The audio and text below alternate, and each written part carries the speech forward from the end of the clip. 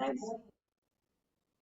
Thanks very much for joining us this morning for this discussion on the UPR process and how we are working with the UPR, engaging with the UPR at the different aspects of the process, but particularly following the recommendations to help with our aim of supporting sustainable development. My name is Sarah Rattray. I'm joining you from the Rule of Law, Security and Human Rights team in the Global Policy Network. I'm here with my colleague Rokhaya Diaf from the same team working on this.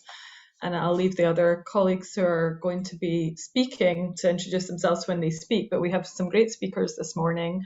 But we're really hoping for this to be, an interactive discussion and really sharing experiences. So we do have some colleagues who we've asked to share their experiences at the beginning, but we know there will be others who have their own experiences working with the UPR process, and we really want to have time to have that direct exchange. So hopefully there certainly will be in this session this morning, but then also we have this chat function. I think we're all familiar with the chat function these days. So please put any questions, any points you want to raise in the chat, and also please take an opportunity just to introduce yourself in the chat and explain where you're coming from, because it's so wonderful in these events that we get colleagues from all around the world, and it's wonderful to see where people are coming from for these discussions. So thanks again for joining us for this event. So what we're really wanting to do today is to have this conversation on how UNDP specifically, but I know there are some other colleagues online, is working with the UPR process and how it's helping us as we're trying to support sustainable development, the impacts that we're working on in different countries. I think we're all familiar with the UPR, but just very briefly, obviously it's a really innovative process of the Human Rights Council. It's just finished its third cycle, and it's a process of review where member states are reviewed on their human rights record by their peers and by stakeholders every 4.5 years. And they receive, following that, recommendations as to how they can improve their human rights, the human rights situation in their country. And it's a unique mechanism because 100% of member states, every member state of the United Nations participates in the UPR now as of this last cycle.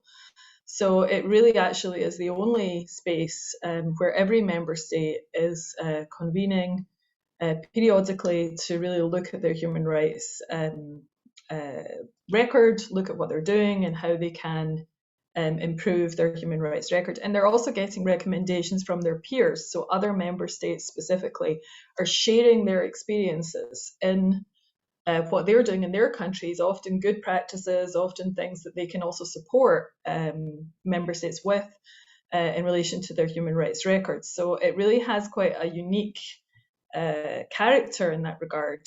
And of course, this isn't we member states also have other ways in which they discuss their human rights records, specifically treaty body reviews. Member states, of course, have signed up to many of the human rights normative treaties.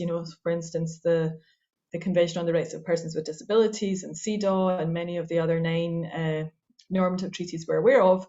But of course, not every state is a member of every treaty, is a state party of every treaty, whereas for the UPR, every state is participating in the UPR process. So it is quite distinct amongst the mechanisms that we have in the international community as a space to talk about human rights.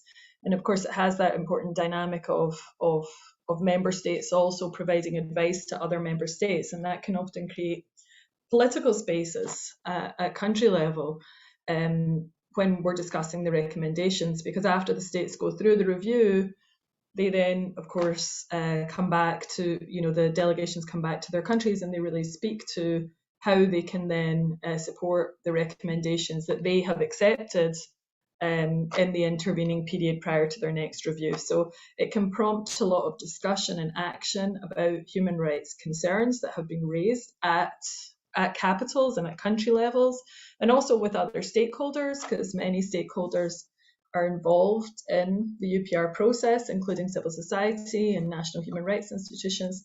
So it's a great opportunity as a moment after the review to really look at how and what a country can do to be able to take forward the recommendations.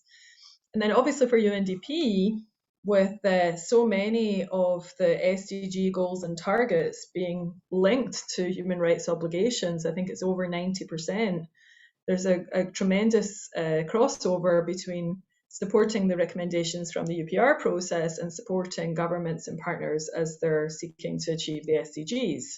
So it's also a very important strategic opportunity for UNDP with our programming and our work at country level to be able to not only support the UPR recommendations, because we're also supporting the realization of human rights, but also to support the achievement of the SDGs, because these frameworks are two sides of the same coin, essentially. So we've convened this morning really to talk about that, to talk about the type of impact that we can have as UNDP in countries when we're working with the UPR process across so many different issues relevant to our mandate, and some of the results that we've seen. We have some really great examples to share. And also we want to give you an overview of a publication where we've just curated a lot of examples across the UN system. But as I say, we really want to make sure we have a lot of time for discussion. So we will hopefully definitely have that in the 80 or so minutes that we have left. So I'm going to pass over first to, we're really lucky this morning. We've managed to have Gianni Magazzini join us. Gianni is the head of the UPR unit for the UN Human Rights Office. I'm sure many of you may know him or have heard of him. He's one of the earliest staff members of the Human Rights Office, Gianni, if that's right. I think you're one of the longest standing OHCHR staff we have. And it's a real privilege for us to have you here this morning. Thanks so much. And Gianni oversees the UPR work that OHCHR does, supporting member states in the UPR process. So he's got a brilliant perspective on the types of development issues that are coming up and the types of discussions at the UPR process that hopefully will help us frame this discussion this morning. So thanks again, Gianni, and over to you. Thank you very much, Sarah. It's a pleasure to be with all of you today. And it's also a good time because, as was just mentioned by Sarah, we've gone through 193 states in the third cycle, maintaining therefore 100% implementation of the program, at least, of the Human Rights Council UPR mechanism. Sarah said correctly, this is an all of government endeavor. It's not just the executive. Very often you see also judiciary and parliament being involved in the state delegation, participating in the review, and then participating also in the efforts at follow-up. And from the OHCHR side, we have also a strong focus on getting all what is available and relevant state by state from the UN system, from the treaty body, the special procedures mandate holders, the national institutions, regional organizations, and clearly and fundamentally from civil society as well. Now, all of this goes into the review, and I'm not going to go into the mechanics because you know it very well. And those processes were able to continue even during the pandemic through hybrid modalities. Looking back at this third cycle just concluded, I can say to you that on average, every single state has received 230 recommendations from at least 100 states, which shows quite a great deal of participation from peer-to-peer exercise, which is informed by other stakeholders as well. Recommendations have become smarter, that is to say, more actionable, more time-bound, more precise, although this is not true for all of them. And we're talking about 43,000 recommendations in the third cycle alone. But significantly, the trend is towards becoming much more actionable, action-oriented. And that facilitates then the task of implementation and follow-up, which, like for the government, is an all of government endeavor when it comes to the UN, in our view, and in line with the SG call to action and practical guidance that was issued already 2 years ago on the UPR and maximizing this mechanism. It's an all of UN endeavor. And why is that? If we unpack the recommendation, you will find them clustered along a number of key rights, from administration of justice, rule of law, the question of torture, to clearly health rights, education rights, labor rights, the question of rights of women and children, and so on and so forth, which basically means that we need more and more to engage the entire UN system, where we count on you to facilitate that at country level. I think the critical issue in the third cycle was to focus on implementation after the first 2 cycles that had been a little bit very much Geneva-centered, with state going back home and saying, okay, we're done. Now we're going to come back in 5 years. Well, guess what? The High Commissioner for Human Rights, since the beginning of the third cycle in 2017, has written to the foreign minister a letter with key recommendations, which I think are relevant to this connection between human rights and the SDGs. And the first one was and remains strengthen your coordination mechanism, what is called and often referred to as NMRIF, National Mechanism for Implementation, Reporting and Follow-up, where the ministry, often Attorney General, Ministry of Justice, or Foreign Affairs, or a combination of those, cooperate and coordinates with all the other line ministries, and then interact also with state entities, the national institution and civil society, for action plans and implementation endeavors. The second recommendation given to all states has been an action plan, at least with those recommendations that the state has accepted after 3.5, 4 months of discussion, debate back home, between the review in Geneva and then the adoption in the Council 4 months later. This is a very important item, one that makes the UPR different from any other human rights mechanism. There is a sovereign decision by the state, and therefore the recommendation is to them do an action plan on those recommendations that you accept. And thirdly, integrate action plan on human rights with the effort agenda in the SDGs. And I think that on that front, we have seen, looking back at the third cycle so far, mixed bag. I think the repository captures quite a few good practices.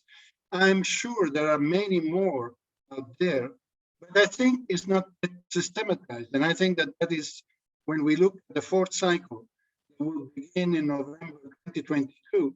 We are already working very closely with the RC office and the UNCT, thanks to DCO, already now, to basically indicate what we can do better looking ahead for this integration of human rights element with the efforts at the SDGs, taking into account that this is a unique mechanism, that it has 100% participation of states at the very highest level.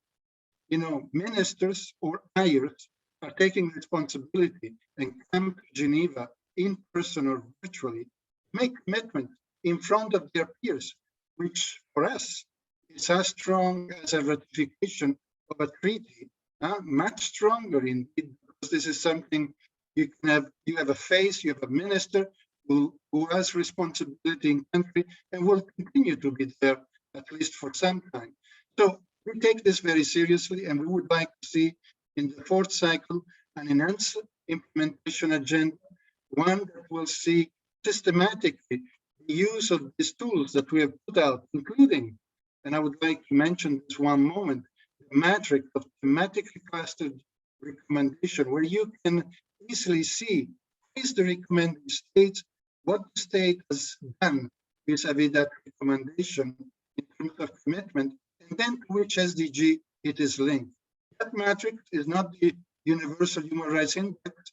It's something that is next to the High Commissioner letter with her advice, and is something that, in my view, facilitate the task at country level to unpack work within also the country team in terms of who's going to do what, who will own which recommendation, who will follow up on which specific subject, and then report back to the RC or to us in terms of difficulties to move along when a recommendation is important, has been accepted, and there is very little action that the state seems to be willing towards it.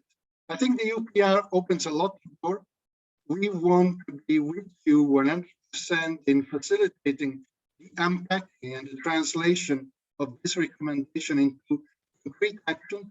We have already seen a lot happening on multiple fronts, and the repository is a very good beginning in capturing these good practices of use of the mechanism to advance the SDGs with human rights at their core. So I would like to stop here saying to you already, thank you for all the work that you are doing in using the UPR, and looking forward to the fourth cycle to a much strengthened partnership, one where we can see systematically the UN individual member of the UNCT also participating in areas that often have been left out, such as health, education, such as labor, and which involves at times countries that have not yet factored in the UPR effectively in their country planning and programming. So I'll stop here, and I will certainly be very happy to engage later on the basis of concrete examples that will come forward. Thank you, Sarah. Thanks, Gianni, for that overview. That's super helpful and sets the scene for us, I think, a little bit about where we are. So, yeah, just to mention, you said the third cycle is just finished, which I think it did last month, which means now it's been the third time that states have now had their review. And then the fourth cycle will start later this year, and that runs over a number of years because there's this 4-year period for the reviews. So just to clarify that point, and thanks so much. So yeah, you were talking about this repository, and I want to pass the floor to Rukaya, who has led this great exercise that we did across the system with HR and DCO. To gather some of these good practices, really looking at the impact that the UPR has on the ground, not so much the process in Geneva, but the impact we've got on the ground. So thanks, Rukaya, to just share an overview of that process. Thank you. Thanks, Sarah. Exactly. So what we did is that we gathered good practices from across the system in a repository and a publication. And the aim of the publication and the repository is to showcase how the UN strategically engages with the UPR to support the SDGs. And it also builds on the UN practical guidance, which Gianni referred to highlight trends and provide recommendations on how the UN can utilize the UPR to support the achievement of the SDGs. So the way we did that is that we collected good practices by designing and disseminating a survey to UNCTs and individual UN entities. And the survey consisted of 15 questions about the potential positive impact of engaging with the UPR. The questions that we had were both process-oriented, so seeking, for example, examples on the form of positive engagement with national authorities, but also results-oriented, so looking at good practices that contribute to positive impact in improving people's lives. And we received over 60 good practices across the UN system, both joint submissions and also individual submissions.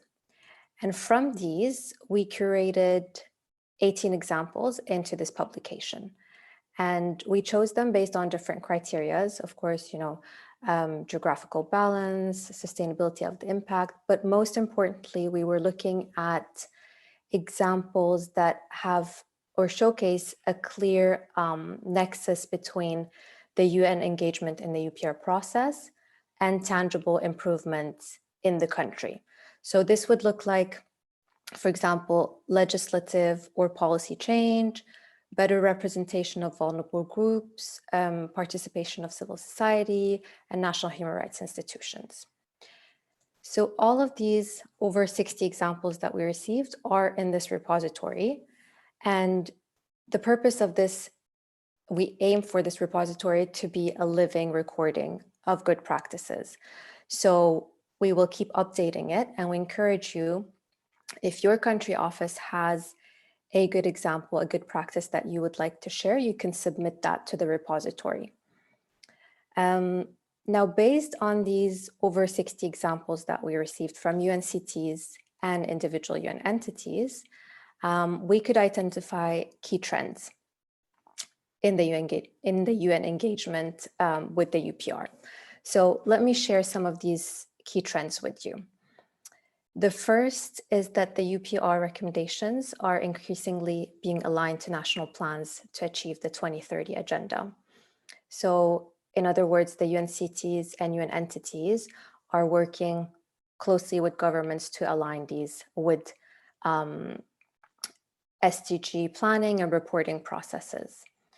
The second trend that we identified is that the UPR is being used as a practical solving tool to address priority challenges. So as Gianni mentioned and Sarah, governments accept a set of recommendations, and this allows and creates a political space for the UN to raise, discuss, and support governments with a wide range of human rights issues. And some of these issues are sensitive issues that in other ways cannot be raised. So this is a great entry point to raise these issues. But it's also, there are also other challenges, emerging challenges such as climate change and the COVID-19 pandemic that can also be addressed through the recommendations that have been accepted. The third trend that we identified is that the UN across all regions is supporting governments to engage with all the different stages of the UPR. So this would be the reporting, the peer review, the implementation of recommendations, but also the tracking of progress, so after. And the UN is increasingly integrating the UPR into programming and planning. And that would mean that they are integrating the UPR recommendations. Did we lose Rokhaya, Sarah? Can you hear me, Eski? Am I still here? Yes. Okay, great. Okay, great. So the UN is increasingly integrating the UPR recommendations into the CCAs, for example, the Common Country Analysis, and the cooperation framework, so the UN SDCFs. We also found out that the UN is adopting a whole of society approach in embedding the UPR process at the country level. So engaging not only governments, but also national parliaments, CSOs, and national human rights institutions. And lastly, the final trend that we identified is that across all regions and all these different stages of the UPR process, the use of tools has supported the work of UNCTs and UN entities. And these include, for example, systemizing and tracking UPR recommendations, aligning them with the SDGs and other recommendations from other human rights mechanisms. So a lot has been done. And these examples, the over 60 examples also allowed us to identify a number of challenges in relation to the engagement of the UN system with the UPR. So just quickly, a few of these challenges, the insufficient national resources, shrinking civic space, the lack of political will, the lack of awareness and understanding of the UPR process, and the lack of cooperation with national authorities, and also in some instances, the lack of capacity of UNCTs. So this gives you an idea of the trends, challenges. In the publication, we also have a set of recommendations of how we can further, how the UN can further engage in the UPR and build on these good practices. I think I'll leave it at this, as we will also hear from country offices on their experiences, and they'll be able to illustrate more concretely the trends and challenges that I mentioned. So Sarah, over to you. Thanks so much, Rokhaya. That's fantastic. So really pleased to introduce our first speaker from the country office in Armenia, Maria. Thank you so much for joining us, Maria, and for participating in this process of sharing your experience of what the country office has been doing there. It's wonderful to have you. Over to you. Yes, Tony. Give me a second, please. I will share the screen.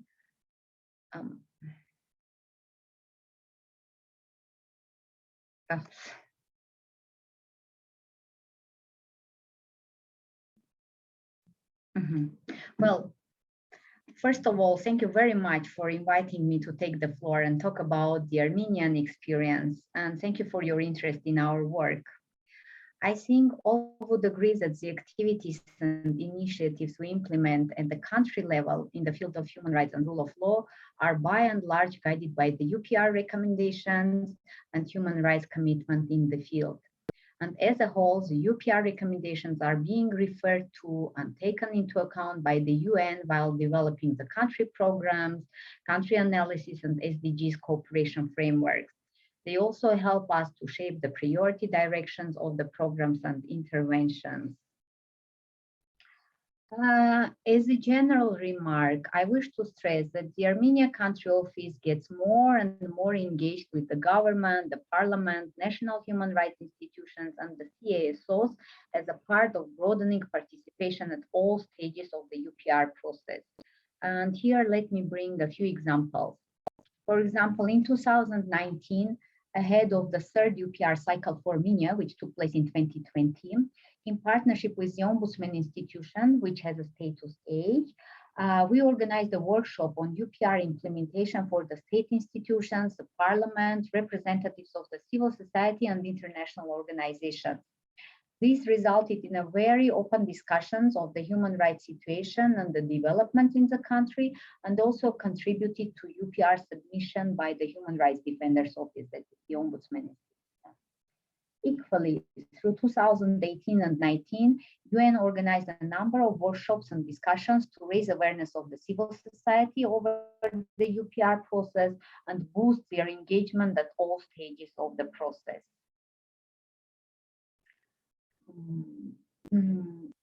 In my presentation, I will dwell upon only the major highlights of the results achieved in support to implementation of the UPR recommendation, with a specific focus on the work of UNDP.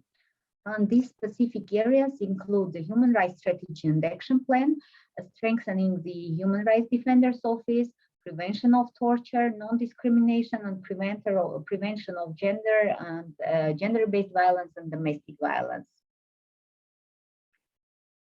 Following UPR recommendations relating to the Human Rights Action Plan, which can be summarized as to actively include civil society in the implementation of the Human Rights Action Plan processes for better monitoring purposes. So starting from 2018, UNDP started rendering support to the government in development of the new Human Rights Strategy and Action Plan with active participation of the civil society, Human Rights Defenders Office, and the Parliament. Our efforts focused on measurable plan with introduction of stronger monitoring and evaluation framework. Also, both the strategy and the action plans that were adopted in 2019 fully considered recommendations of the international bodies, including certainly the UPR recommendations. In addition, following again, the UPR recommendations, the monitoring and evaluation framework was strengthened, and currently there are 7 members of civil society organizations included in the Human Rights Coordinating Council. And UNDP equally developed an online platform to facilitate reporting and coordination of the responsible agencies.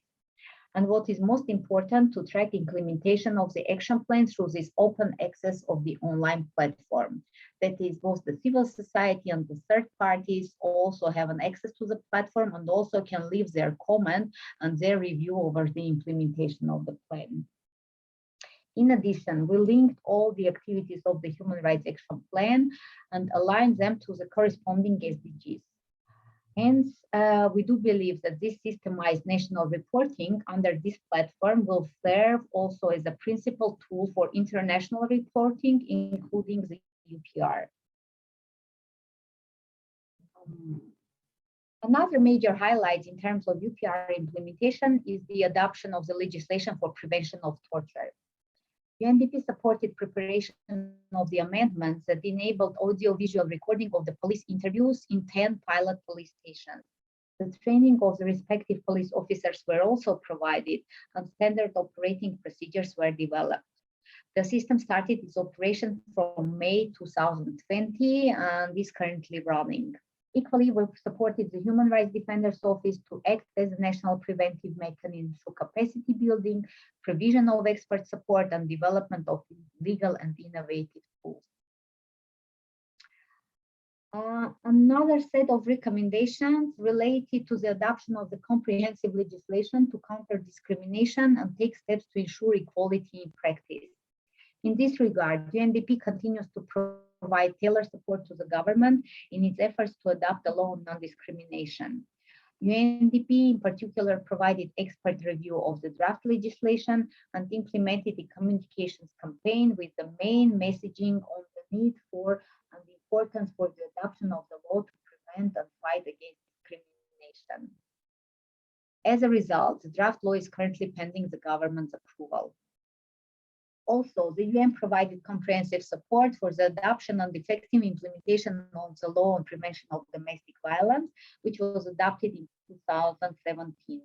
And as a follow-up, UNFPA, in the frame of the joint project with UNDP and UNICEF, supported the Ministry of Labor and Social Affairs in developing secondary legislation and amendments to the law and trained the social workers and the police officers. Also, a large-scale national public campaign on countering gender-based violence and domestic violence was implemented.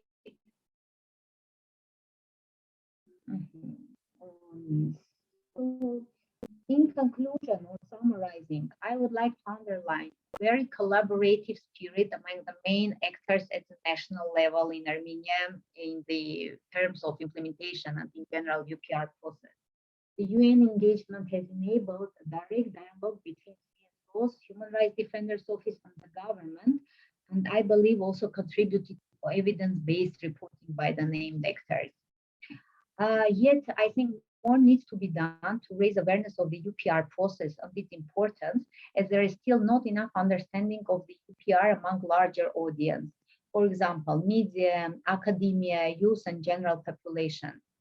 While fully acknowledging the resource limitations of UNCT and UN entities, I think UN still has a great potential and role to play in this regard and helps national authorities. With this, let me thank you very much for your attention, and I'm happy to answer to the questions if there are any. Thank you. Thanks very much, Maria. We'll hopefully have time for questions and answers, but please put any questions for Maria in the chat in the meantime so she can start to prepare. I know I have a question really about how the process might have helped you to address some of the really sensitive issues you've talked about, for instance, around gender-based violence, but maybe that's a theme that might come up in the other presentations. Okay. So, but some of the things that you've talked about are some issues that sometimes we grapple with space on, and it'd be great to hear more reflections on that. But over to Tek Tamata, who's joining us from the country office in Nepal. Thank you so much, Tek. I know it must be very late for you. We really appreciate you joining us to talk about the impact of the work on the UPR for UNDP's work in Nepal. Over to you. Thank you, Sarah. Thank you so much, and thank you also very much for giving me this opportunity to share our experiences and few good practices set so far in terms of like implementation of UPR recommendations. We have just kind of had the third SUR, the state under review process, which was just carried out in 2020.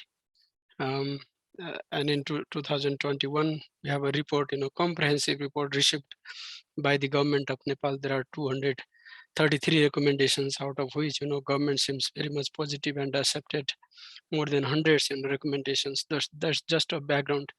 So I'll be, focusing more on what are the practices that we have, set in terms of, again, advancing the implementation of UPR and also, introducing, rolling out the coordinated approach to domesticate those recommendations. So that is one thing. The second thing that I would be highlighting in my presentation would be about issues and challenges so far. There are numbers of issues and challenges that we have still been encountering with in terms of implementation and the domestication of the recommendations made by. And lastly, way forward, our thinking and at the same time our envisions integrated into different projects that we have been working with the government agencies, including constitutional bodies and law enforcement agencies. And so far the background is concerned, we do not have separate mechanism exist to look after neither treaty bodies nor UPR. We have generic practices available in the government, and they work in a very ad hoc manner. So that is the situation so far. The second thing is, they take UPR, they consider UPR as an event, as a like practice of ticking the box. This is it. When they require to kind of report, say midterm review, they wanted to report it in a very exclusive manner. They do not really want to involve with all the stakeholders. So that is a practice. And thirdly, while reporting against the UPR recommendations, they prefer to focus more on normative frameworks. In terms of normative frameworks, Nepal seems very rich. You have all the laws. You have almost more than 400 laws in regard to socioeconomic, including civil and political rights. So frameworks, a lot of frameworks. The challenge is about implementation. Likewise, as I said, consultations, because now you have federal structures. You have to go to the at least 761 government agencies. You have like 7 provinces, you have 753 local government, and at the same time 1 federal government. So to be inclusive, they have to reach out to almost all the government agencies, and of course with CSOs, NHRIs and other stakeholders. Because according to the constitution, all the provinces, all the governments from federal to local governments are responsible to implement the human rights. However, in practice, the federal government seems very conservative. The understanding level again, because we do not have a good practice to link UPR with SDGs, even though now things are happening in a very positive manner, because of our kind of active engagement, but still the lawmakers, the policymakers, need to be oriented and inducted to make sure that they link UPR with SDGs. And in terms of SDG localization, Nepal, doing very well. And lastly, data management system evidence, if you see the reports, you will find, a lot of subjective narratives rather the evidence-based informations. So this is just a background. And talking about good practices, there are good things that we have established so far through our continuous support to the NHRIs, continuous support with the government agencies, civil society, and even private sector. The first thing is about joint reporting, that we have been making on the UPR. Through the coordinated way, meaning like, you have National Human Rights Commission, and at the same time, you have other thematic issue-based commissions. So Human Rights Commission already started to work with them in developing a joint alternative report. And we did a lot, to create this environment. The second one is about joint monitoring system. Again, NHRIs, National Human Rights Institutions, along with other thematic commissions based on women's rights, based on Dalit minorities, indigenous peoples. You have like, dozens of commissions exist. So jointly with them, we have supported Human Rights Commission to develop a joint monitoring framework, joint monitoring group, And at the same time, they do have checklist, like we supported them to develop a checklist to proactively monitor the situation on the implementation of UPI recommendations. Likewise, knowledge product in a very innovative manner, so that's been working very well, at least to activate NHRIs to have, kind of necessary oversights on the implementation. And the parliament, because they do have, important role. They are the lawmakers, and at the same time, they do have the role to kind of provide oversight on the implementation of laws and policies. So, we have already started engaging with the parliament, and more importantly, parliamentary committees dedicated on human rights, dedicated on governance, dedicated on, like women's rights and social justice. So it's been working very well. And now they have started to develop, scanning process of the implementation of laws. For example, anti-harassment, sexual harassment, anti-discrimination based on caste. You have the laws, but the, implementation seems very poor. So now Parliament has started scanning the implementation status, and it's because of us. We have been kind of actively engaging with them to develop these all, frameworks so that they provide better oversight. The coordination, as I said, coordinated approach has one of the issues. So, now at least, we started, making them realized to have coordinated approach among at least, bureaucrats, among the high level secretariats. You have like 16, ministries in Nepal, and for UPR, since it's an integrated approach of like human rights, they need to work together. So for which now dialogue has been started, and we have provided, at least introductory kind of information and the UPI recommendations made so far, progress so far, and the way forward that they need to consider into account. So that's been working very well. At least they have now assigned the focal person in their respective ministries to look after the implementation of UPR. The policy dialogues with justice sectors, and even we have been mobilizing civil society to go for strategic litigations, public interest litigations, if the things are not happening, as per the laws, as per the constitution, as per the UPR recommendations. UPR has been, referred in many of the jurisprudence set by the Supreme Court of Nepal. So it's happening because of, again, our continued engagement with them on treaty bodies, on UPR recommendations, and more importantly, other human rights frameworks. And not only with judges, we're also engaging with lawyers. We have rule of law project with rule of law actors in Nepal. So that's been kind of giving the environment for National Human Rights Commission and other actors to work together with lawyers.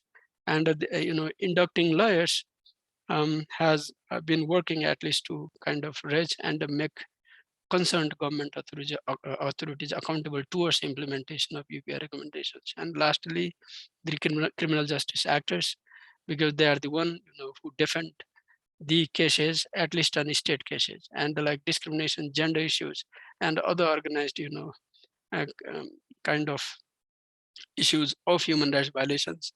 The prosecutors do have important role. So we have been mobilizing them to, again, kind of work for the implementation of UPI recommendations, and the partnership with CSOs, because in Nepal, at least we have very open kind of platform given by the laws and policies for civil society. They have been very much active.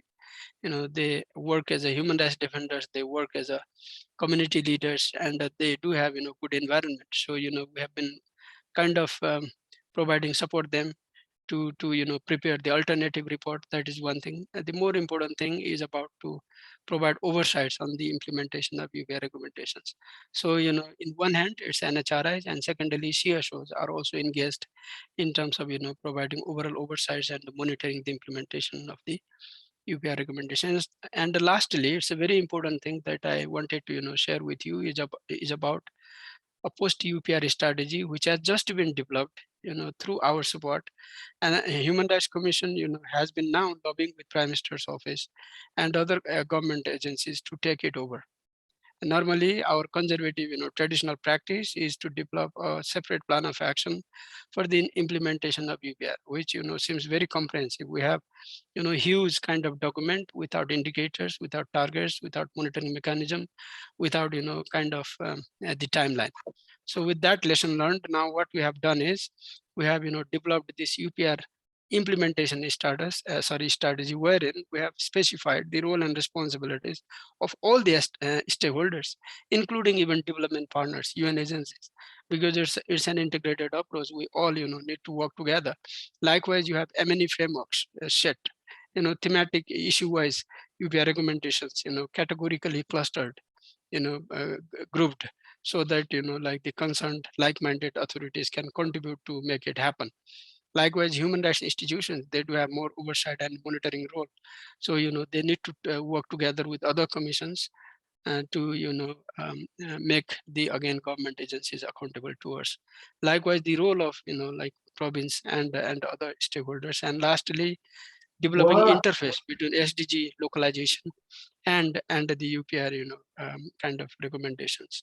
And lastly, in regard to issues and challenges, the first thing that we have been encountering with the government is about narratives. They do have like narratives of taking UPR in a very light manner again. For SDG in South Asia, at least, Nepal has been doing very well. But for UPR, still, a lot of things had to be done. So it's about narratives. It's about, like orientation. So we need to, work more to induct them, orient them for the implementation of UPR recommendations. The second thing is about dedicated institutions. Prime Minister's office has to do a lot, and there are 16 ministries. Their hardcore work is to coordinate with them. So, they cannot really provide much time and dedicated, kind of human resources to look into it. So now our lobby, through again this post-UPR strategy, is to come up with a separate mechanism, separate secretariat with its own human resources, own financial resources. So that is, being discussed with the Prime Minister's office, and they are principally, fine to come to, think of on it. And the third thing is about thematic commissions. As I said, after the new constitution promulgated in 2015, now we have 6 commissions along with National Human Rights Commission. And they can do a lot, in terms of, again, making government agencies accountable towards, implementation of UPR. So now need is to kind of strengthen the coordination, for which we have already set the foundation, but need to work further. The data and evidence, we don't have, innovative means and measures introduced to, collect and process and analyze the data. So if you see the reports, submitted so far by the government of Nepal, it's more subjective, more, narratives. They always focus on, we have this much law, but, what's the outcome, having this law, the implementation, the realization, the perception of the client or say people at large, it has to be reflected into, for which now we have started discussing with government agencies and the concerned authorities to come up with, data management system. And continue assessment. You don't need to wait for 2-3 years just for midterm review. You have to assess the implementation, and UNDP is ready along with development partners and other agencies to provide necessary support to have a system to assess it.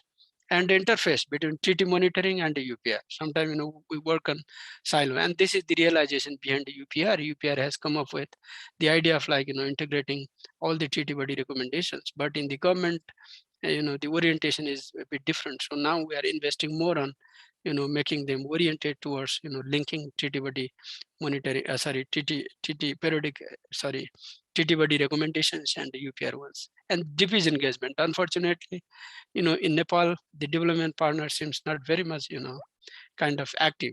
They are not very much interested, to be very honest. There are few, but not really much. So we have at least started discussing with them, to create the appetite, because again, if they engage only during the reporting period, that will not make very good sense. So this is one more area where we need to work more on. And yes, CSO, though we have active civic engagement, we have a lot of CSOs working on human rights, these all things, but they do have projectized approach. Whenever they project, they focus more on. Other than that, they don't really take care of. And the unfortunate part is divided CSO, politicized CSO. So these are few of the challenges. And talking about way forward, the first thing that we have to work much in our context is about linking SDGs with UPR, and for we started discussion at least. The second thing is about holistic approach. Yes, like UNDP, that's a beauty, I would say, comparative advantage of us is that we have the plenty of areas to work on, and this we have to cash it more. We have to kind of amplify it and introduce holistic system in the government so that they work together and implement the diverse UPR recommendations. The provinces and the local bodies, they are still new, they are under inception. So we need to work more at the local and the province level, because they are the one who focus more on service delivery, and that's about realization of human rights. And yes, with the parliament at the federal level, we have started working, but at the province assembly, we're thinking of planning to work, to induct them, orient them so that they also make, concerned authorities accountable at province level. Development partners, more, engagement is needed. Likewise, the national, international organizations, we have a lot of NGOs, INGOs, and sometimes they work on silo. So this is one of the areas we need to ensure, good connectivity and interface and baseline evidence-based, because, so that you can better measure and a better kind of,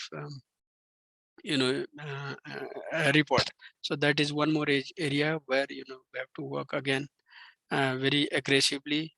And skill-based training, the reporting part, even NHRIs, though, they have been doing better, and the ICC of NHRIs has already appreciated the work of National Human Rights Commission Nepal, but still the reporting part, the skill part is lacking, and we have a project focusing more on that. And lastly, the South-South cooperation. This platform, that you have managed it, could be very much instrumental in terms of, again, injecting the information and learning from others. Thank you so much. Yeah, over to you. Thanks, Tech. And you can read more about the impact of the support in Nepal in the publication, specifically on issues around transitional justice and the rights of migrants, and again, some very challenging context that supporting the UPR process in Nepal has helped UNDP to engage and to advance on. So Walter has joined us from Sierra Leone. I hope he's still there, Walter. And hoping to hand over to Walter now. Super. Hi, Walter. Because you've got such a great experience to share, particularly around some of the advocacy UNDP has been doing and supporting in relation to the death penalty and other things, coming from the UPR process. So happy to hand over to you, Walter. Thanks so much for joining us from Sierra Leone. Thank you very much, Sarah. Yes, we have some few things to mention, and I'm going to, of course, the SDGs implementation, the UPR process in relation to what we are doing when it pertains to the SDGs. My colleague Ali BCC is going to let us know exactly what we've achieved throughout this period, since he's the focal person working directly on this. So I will allow Ali, I will mute myself and allow him to take over the mantle. Ali, over to you.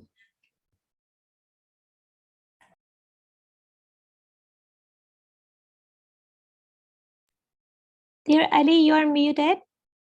Please unmute yourself. Thank you. So good afternoon, everyone. I'm Ali BCC, the focal person on the human rights. Basically, as some of you or all of you may know, the human rights credentials of Sierra Leone has been reviewed for the third time now, the last being in May 2021. For us in UNDP Sierra Leone, our focus in terms of supporting the implementation of the UPR recommendation has basically been on working with the Human Rights Commission of Sierra Leone and ensuring that the UPR recommendations are mainstream into the Commission's planning processes. That's one. We also ensure we provide capacity building support.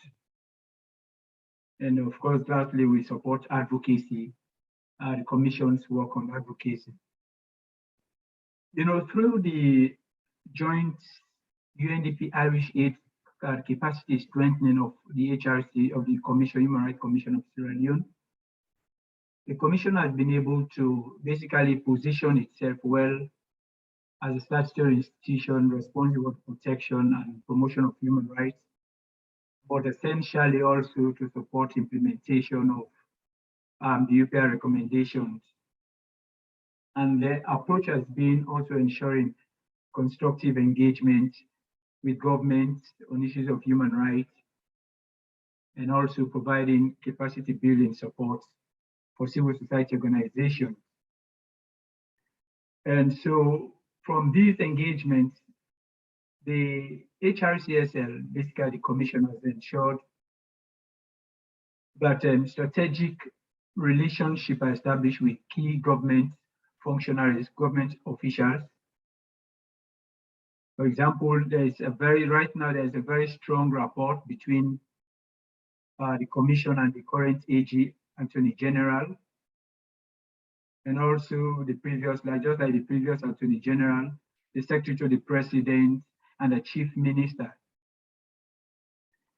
Because the Commission actually focuses on addressing those key recommendations in the UPR. For example, we know about the recommendations relating to the constitutional, the resumption and finalization of the constitutional review process. The Commission has worked extensively with the committee established by this new government to ensure a review of, the white paper that was established that was published by the previous government. So the Commission is presently in the process of developing a position paper on that. The Commission has also engaged state authorities on the need to develop a national action plan on human rights and democracy. The discussion is ongoing, and also a national action plan on business and human rights. As some of you may also know, in different fora, even at State House level, advocacy meetings, during International Human Rights Day celebrations, the Commission has engaged state authorities on the death penalty, and of course, as you know, it has been expunged recently in 2021. And that was due to the extensive advocacy, constant engagement, sustained engagement in collaboration with civil society organizations. I could remember in 2019, during the celebration of the International Human Rights Day, the deputy, the vice chairperson of the Commission made a presentation emphasizing the importance of the abolition of the death penalty, but also by then we had the moratorium on the death penalty. And so we got the minister, the deputy minister by then, to make a commitment on the continuation of that. But thanks today, we have put that at our back.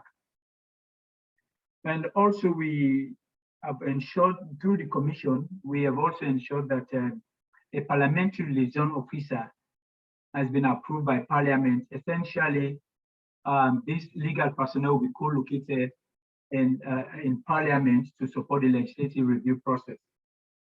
So the Commission has engaged in different levels to ensure that the UPR recommendations are effectively implemented. And so I would now focus on what are the key results that have been achieved as a result of all these discussions.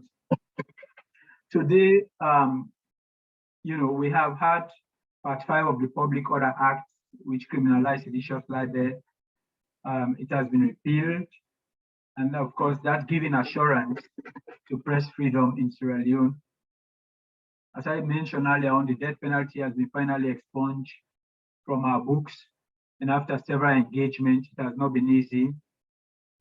In spite of the continued threat women face, from sexual violence, there's no gainsaying that there has been increased protection of women, with the enactment of the Sexual Offences Act 2019, and also the establishment of the Sexual Offences Model Court, which speeds up, expedites the prosecution of SGBV cases.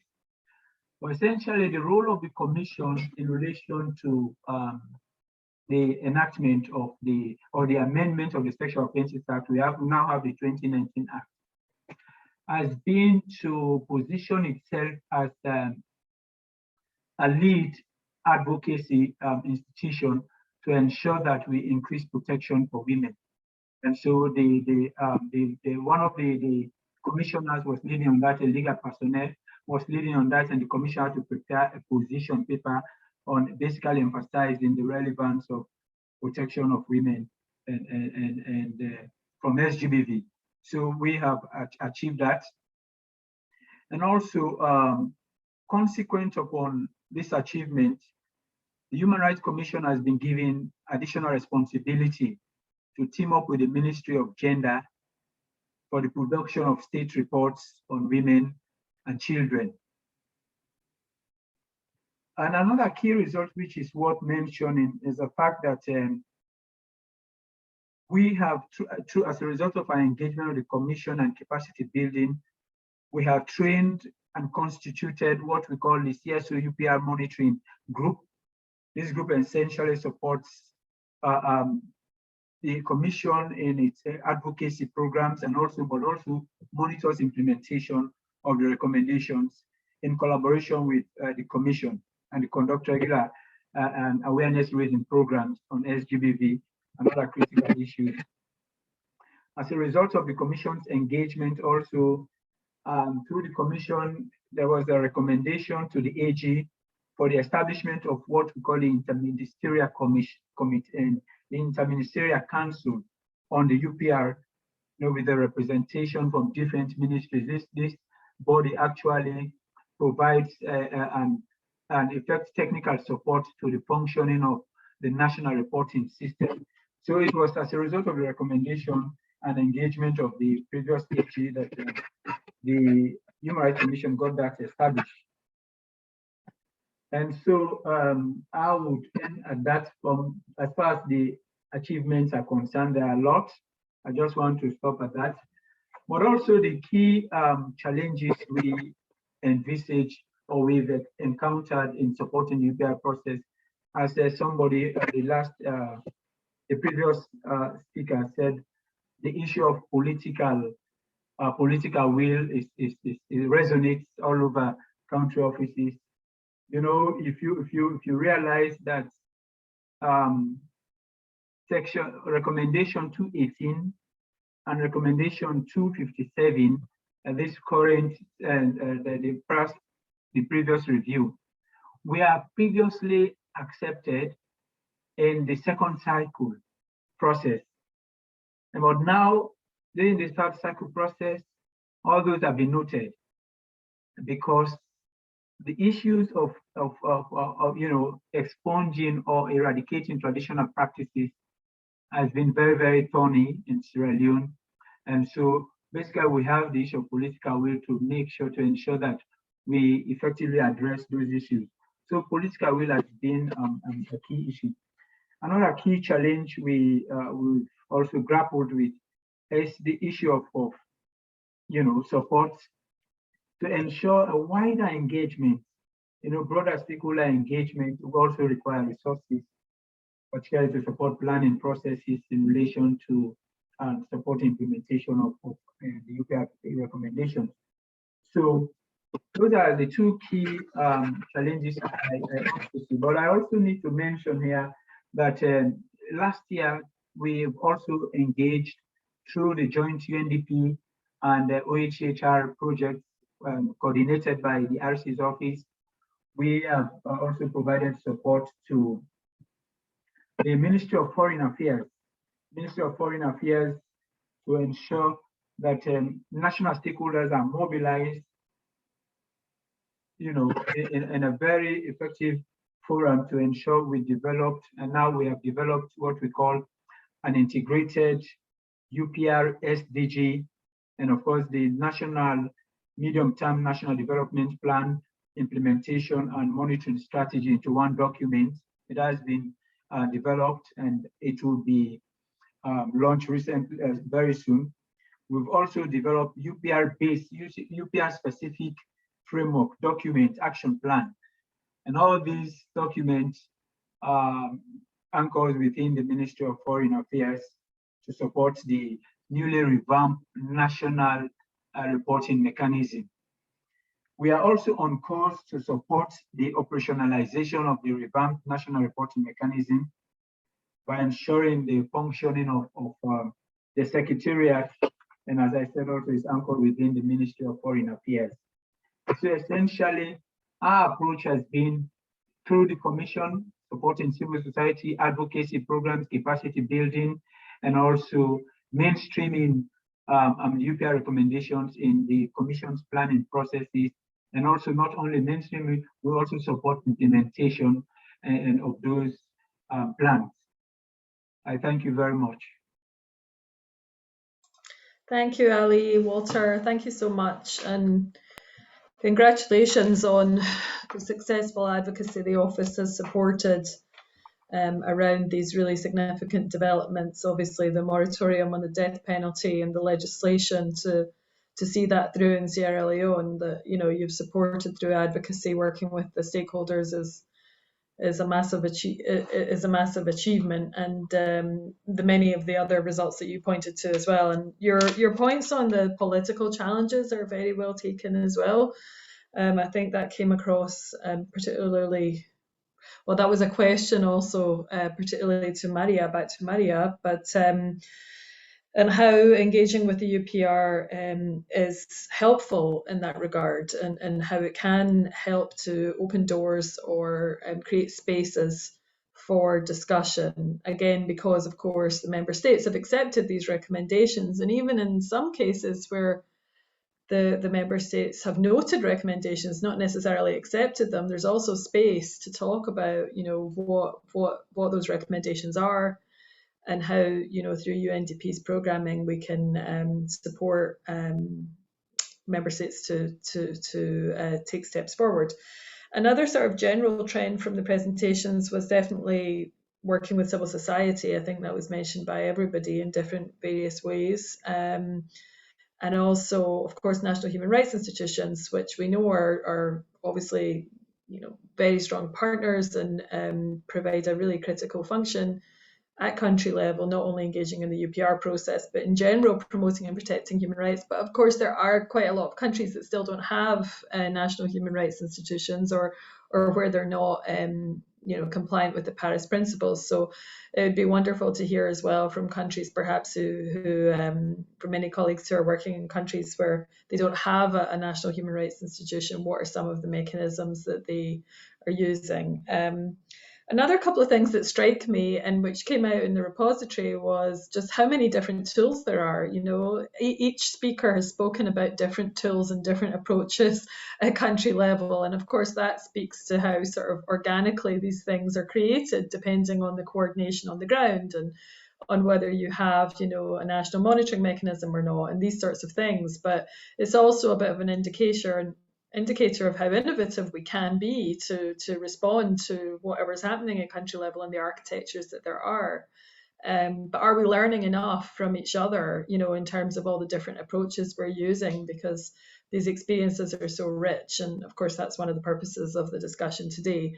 But I think the variety of tools that UNDP is working with is, partnerships at country level to achieve these results is really also points to, of course, our role at country level, often as a convener, and the partnerships that we have with so many other parts of the system. Of course, the Human Rights Office, and then the Resident Coordinator's Office is also playing a really key role in coordination as well, following up to the UPR. So those are my initial sort of reflections, but I'm handing over to Ezgi, who's going to moderate if people have questions or want to come in and ask questions to any of the panelists before we close out. So over to you, Ezgi. Thank you so much, Sarah, and thank you all the colleagues and valuable partners for super insightful interventions.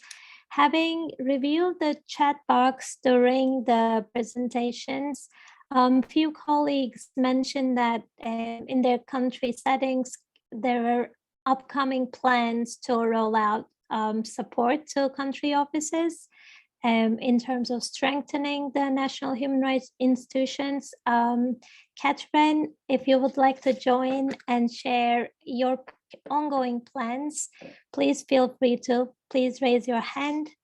Otherwise, perhaps as we wait for additional questions, we can hand over to dear Gianni Magazzini, who is the chief of the UPR unit or ECHR, to share some concluding remarks and reactions to presentations by country office experts.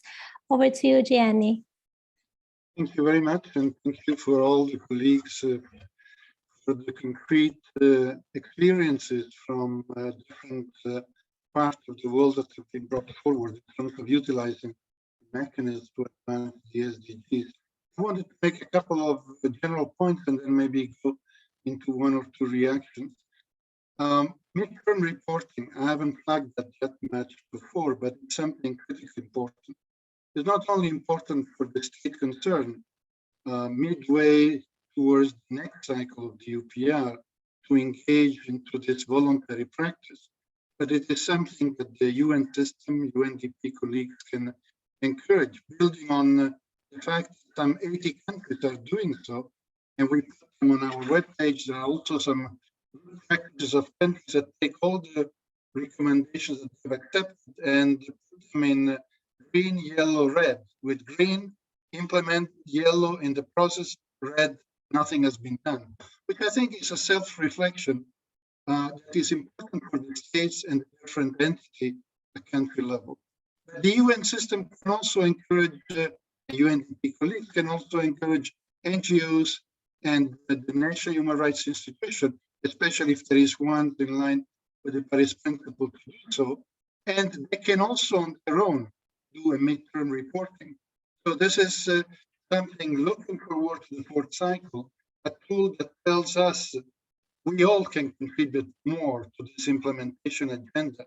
And to do that, we need to look at what was the commitment made, what has been done, and who is the entity within the UN system that is following up on those recommendations. Now, before I mentioned 230 on average, but the reality is if you cluster them, you come down to 10, 15 key areas. You know, we heard Sierra Leone about capital punishment work, excellent.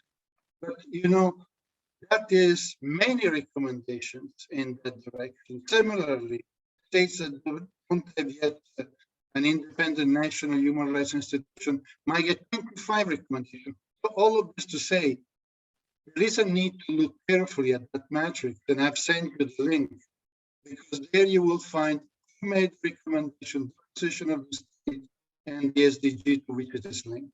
So midterm reporting by the states, by the UN, by civil society, by the NHRI will do more in terms of oversight with respect to implementation, and we all play a role. We cannot do much from Geneva. You know, we have the states that says to us, we have implemented 95%. We ask the NHRI, no, it's only 55. We ask the NGO, no, it's 25. So, you know, there's a difference of views, and I think it's important that each and every one of us do more to look into what has been done, what has not been done, and that we use those open doors for engagement more effectively looking at. The other thing I want to mention, recommending states in countries where there is official development assistance, donor countries. I think it's critically important. If you have a donor that makes a recommendation, and that recommendation is accepted by the state under review and all it's available in the matrix, you know that you may have political and financial support in that specific country for that specific recommendation, and there is an entry point for dialogue with the relevant state institution, ministry or government, and the donor concerned. I think we would like to see more ODA going through the UN system through this link, which is provided by them making recommendation, especially for states that are of priority for their development, cooperation, and assistance. And finally, also the question of, you know, I'm mentioning here what Sarah already said, the President of the Council, look at the UPR as a mechanism that can fix the technical cooperation gap. Now, why is it that it can be fixed? Because we have states making commitment, opening doors, and complaining in Geneva. We don't have the money, we don't have the capacity. Where is the assistance? And so I say this to you because this is what we hear from multiple states. Now, of course, it may be different from what you hear in the capital. But when there is an open commitment from the minister through the UPR in the council, I think that you have legitimate authority to have an informed discussion with those concerned and say, you accepted this. How can we support it? And this is true also coming up for those countries in November. The deadline may be passed for you to make an input into the compilation. I think the time is still there until November to support the government to take more steps in terms of implementation and for you to see of the accepted recommendation, where is it? Some more traction can be made looking ahead and in terms of next steps. So on the question of the final point, sustainable development cooperation framework, many have addressed this issue. I would say that looking ahead, even for countries that are doing it right now, a revision or a new cooperation framework, don't forget to look back and accept the UPR recommendation, because there is this commitment from the states, and you will have certainly a few open doors to ensure they are reflected not only in the CCA, but actually in the cooperation framework. And for those countries that cannot wait for the next cycle, let's take Morocco. Morocco is coming up in November. Work on the cooperation framework is taking place right now. It might be finalized in May, and Morocco is not the only one.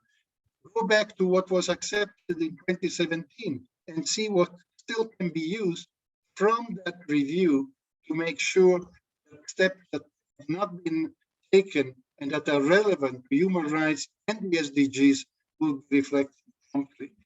Final point, noted recommendations. Sarah rightly referred to that as well. They may be important. They may be very important. And if there is no action on very important recommendation, even if noted, you should flag them for possible discussion as a minimum within the country team and beyond to the RMR, because that is key to the prevention agenda. And so the more you will also be looking closely at important noted recommendation, the more we will see the success of this prevention agenda, and we will see more and more of the integration of recommendation with the cooperation framework. Over to you. Thank you. Thank you, Leogianni, for the critical reflections and clarifications and tips for the wider audience. I see our colleague Jason Gluck has his hand up, so we'll go to him for the question and then hand over to Maria for to elaborate further on the Armenia example. Over to you, Jason. Thanks, Ezgi. Thanks, colleagues. This has been an amazingly rich discussion. I've learned a lot. And my question is actually for Maria, although I think it applies to everyone, and I think everyone's frankly touched on it a little bit, which is that, Maria, you said that one of the outcomes of the process in Armenia has been the desire on the part of the government or the Armenians to develop or maybe enhance their anti-discrimination law. And so I'm wondering, but I think you also suggested things might be a little stuck in that regard. And maybe I read too much into that. I'm wondering, it's really two questions. One is, when things get stuck, if in fact they're stuck, do you find that that's a political will problem? Is it a bureaucratic problem and the bill is just winding its way through the bureaucracy? Is it a capacity problem? I mean, why do you think that particular bill, which doesn't seem particularly controversial, might be stuck? And then the second question related to it is, then how do we as UNDP approach that? Does it remain under a human rights portfolio? Does it move to a parliamentary strengthening portfolio, as maybe they were the ones working on the bill? And maybe we simply don't have the capacity in country to do every single follow-up that comes out of the UPR process. But so those are two kind of general questions maybe you could touch on, or anyone else can as well. Thanks. Thank you, Jason. Over to you, Maria. Yeah, thank you very much, Jason, for your question. And I think it also very much relates to what Sarah mentioned about, the sensitive issues and, UNDP's interventions, how we do it. Let me bring exactly, the same example as Jason said about this non-discrimination efforts that we did. I mean, these issues have been raised by the UPR process and also by other, just treaty bodies, and also just in, Armenia has international commitments in the same field of non-discrimination. For example, at the same time, we had, EU Human Rights Budget Support Program, which among others had these conditions that the adoption of the non-discrimination should take place.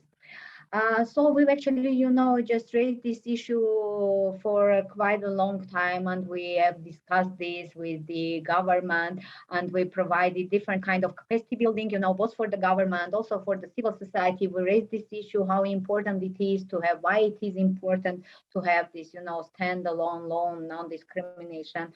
As I also said, during my presentation, we also wanted to do, we also did public awareness campaign on the non-discrimination. What is it about? Why we need discrimination? Because, why we need the law on non-discrimination, because this has raised a lot of controversy between different kind of groups that were against this. And, this actually, all our efforts together, of course, with the civil society, with the Human Rights Defenders Office, and also other international organizations too, it resulted in the development of this draft law on anti-discrimination, actually on equality, and which also envisaged, just a status of equality body to be under the Ombudsman institution, the National Human Rights Institution. So the process went, just there were also public discussions. So it's not like really it has been stuck. It has been stuck in terms of that it didn't really get, to the adoption yet. But the country also received, by the way, the draft was also reviewed by the OSCE ODIHR, also which also provided these recommendations. And, these recommendations were also taken into account. And at a later stage, it was also decided, to add some more provisions in relation to the hate crimes that, this should cover, the law should also cover these issues too. And, this brought a little bit, to the slow process. But at the same point, as Jason mentioned, I would also agree that there is some, just kind of, not to say misunderstanding of the need for the law, but, there are some opposing factors in the adoption of the law. But let me just also assure you that, from the side of UNDP and other international organizations, this process is still going on. And, already, to the best of my knowledge, has been submitted to the government for their final say, for the approval by the government to be then submitted to the parliament. So this is what we have for the moment. Jason, I hope, I kind of could, just provide some clarifications to the question. Thanks a lot, Maria. Dear Ali, would you also like to reflect on this question and share reflections from Sierra Leone and concluding remarks? Please take 2 to 3 minutes. Thank you. Yeah, thank you very much. Basically, the issue of lack of political will does not depend basically on capacity at national level. The issue mentioned regarding the recommendations that were noted, which were previously accepted, relates to the elimination of FGM, addressing the issue of FGM. And in Sierra Leone, the issue of FGM is, of course, like other places, is an entrenched cultural practice, such that there is a perception that if government or whoever is in power attempts to take concrete, conclusive action to addressing that particular issue relating to those recommendations, to risk political capital. In other words, during elections, you have to go to the people at the community level to solicit their votes. And so there's this perception that if you try to eradicate what people consider as an entrenched cultural practice, definitely you risk your political capital. And so that's where there has been that lukewarm attitude. actually at the UN level, different partners, development partners, local NGOs, there have been a series of programmatic response to these issues. I remember there was some time ago a program which encouraged, the practitioners, FDM practitioners, to ensure that okay, people, children are not initiated, and so they were encouraged that you have to wait until they reach the age of consent, and they have to consent to whether they want to be part of it or not. So there have been a lot of programmatic responses, but we have not yielded the required results in terms of making a conclusive action to eradicate it. If you ask me my thinking or what I think about how can we address that, you have a lot of responses. Basically, having a strong legal framework will address that issue simply. But as of now, at the national level, the UN level, I think we have to continue our engagements at the community level to discourage the practice, also engaging, because the local rulers, the traditional rulers also give authorization, license for those practices, to continue. So, and for now, we'll continue the programmatic response, trying to encourage local communities to desist from the practice, and then of course adhering to those initial initiatives of ensuring that practitioners do not initiate children, but also allowing people to consent to it. But of course, the definitive action to this whole menace is a legal response. But so these are the challenges. It's basically the issue of culture is an entrenched cultural practice. Over to you. Thank you, dear Ali. And I hand over to Sarah for concluding remarks and final wrap up. Thank you, everyone. Okay. Thanks so much, Esge, also for organising this COP chat. But biggest thank you to the people who joined us from around the world, and particularly our presenters, Maria, Ali, and Tech, and of course, Gianni, and for the colleagues that are joining.